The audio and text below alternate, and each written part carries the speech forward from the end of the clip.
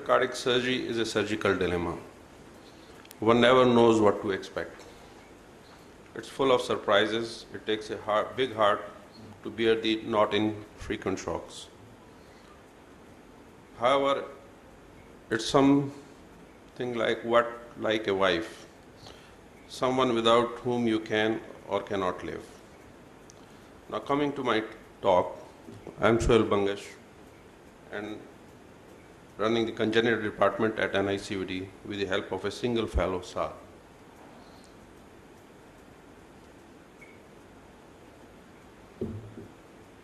Pediatrics has a very significant history to fall back on. Robert Gross from Boston did the first PDA ligation in 1938, followed by Crawford, who repaired coarctation in 1944. Not to forget Helen Taussig, who pushed Dr. Alfred Blalock to do the first BT shunt at Johns Hopkins in 1944-45. Amongst the many tributes to Lillehei, the father of modern-day cardiac surgery, are correction of tetralogy on CPB in 1956, to name a few. These are the papers presented by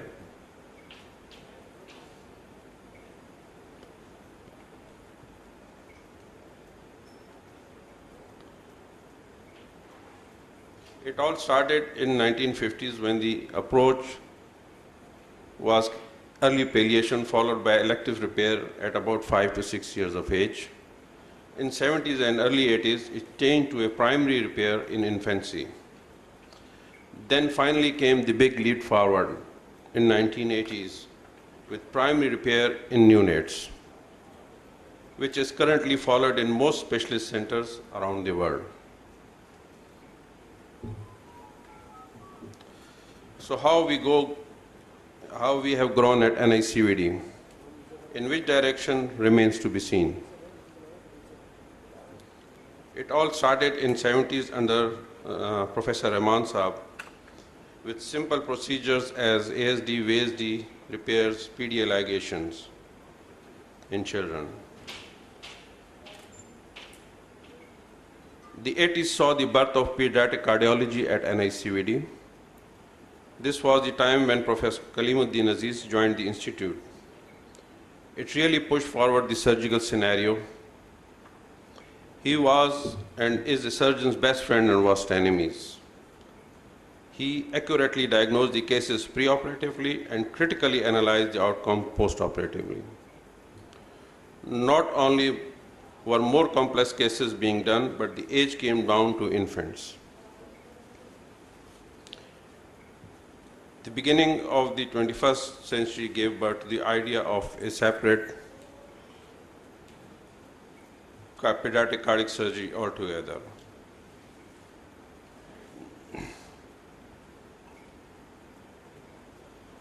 Finally, in 2000, the congenital department was born. We were given a 12-bedded ward on the 4th floor adjacent to the peds cardiology unit, with whom we work in close liaison. These are some pictures of my ward, pediatric cardiac surgeries. Some of sick yet hopeful and courageous children. This is Salman with tetralogy of fellow and absent pulmonary valve. We did a total correction on him and replaced his pulmonary valve. He's doing well. And then in 2013, we had our 12-bedded pediatric ICU on first floor of NICVD adjacent to theater complex. It looks empty, but it was before we started surgery. The echo machine, which we have an independent echo machine. And so for staff, patient being there.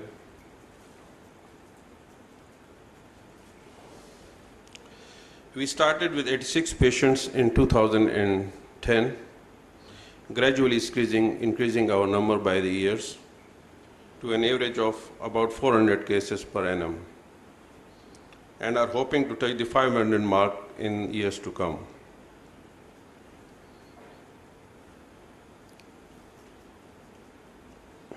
We do about 25 cases per month, or 200 open heart surgeries per year. Let alone in 2014, we have done 178 cases as far. It involves a wide variety of procedures like tautology for total correction for tautologies, ASD and VSD repairs, total anomalous repairs, Glenn's, Senning, and miscellaneous. These are the yearly presentation of our open heart surgeries. Total correction constitute the bulk of what we do. About 35% of our open heart surgeries, we do average 90 per year with a mortality of 2.9. These are the yearly distribution of different procedures we did.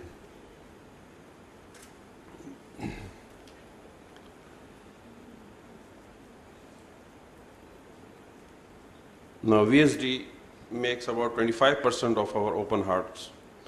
These can sometimes be bed-taking, especially those with pulmonary hypertension, which accounts to about 3.3% mortality observed in this group.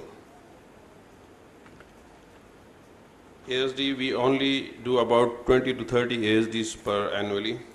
It has now become the domain of pediatric cardiology, cardiologists primarily, so we don't get a lot to do in these cases, but we have a very healthy mortality rate of 0%. About 3% of open hearts are done for single ventricle physiology per year. However, unfortunately, we have an unexpectedly high mortality, primarily due to the frequent morbidities of these procedures. We also do total anomalous pulmonary vein returns repair.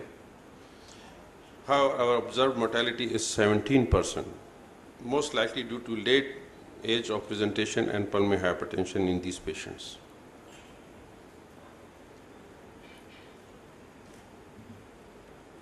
Recently, we have started doing Senning's procedure, and in 2014, we have done 3 cases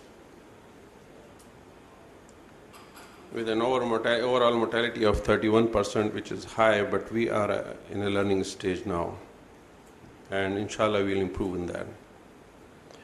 The closed heart surgeries are responsible for about 45% of our overall workload. We do about 150 procedures annually with the MBT shunt, PDA ligation, and PA banding, the main closed heart surgery we do. MBT shunt for cyanotic congenital disease form the bulk of closed heart surgery. Yearly distribution of closed heart surgeries we did in our institutions. This is the MBT shunts. A lot of we do around 83, 70, average around 75 per year, with a mortality of 3.4%. And these are the patients. Mortality is because of the patients which come in spells, very sick, and that's the patient which cause our mortality around 3.4. The number of PDA ligations being performed has also declined, again because of the pediatric cardiologist doing their intervention. PA banding is a surgical nightmare, especially the complex types with complete AV canal defect and pulmonary hypertension, and that's why our mortality is around 7.2% in these cases.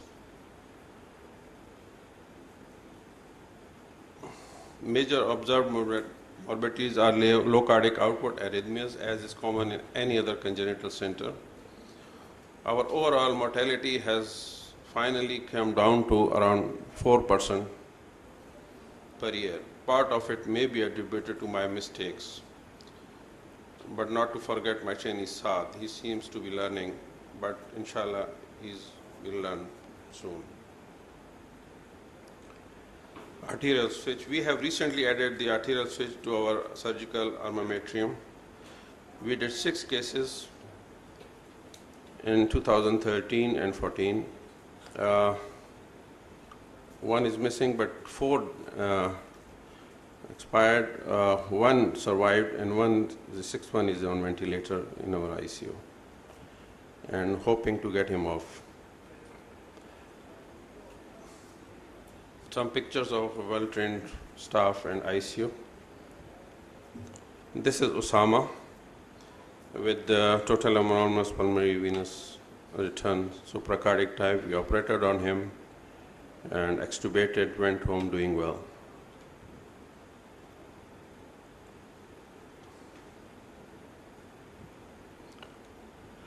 Now the future. What does the future hold for us, or where would we like to place ourselves in years to come? We are only barely doing neonatal surgery, but hope to go one step further in time to come. Of course, we hope for an expansion of our existing faculty, including hiring a specialist pediatric cardiac intensivist.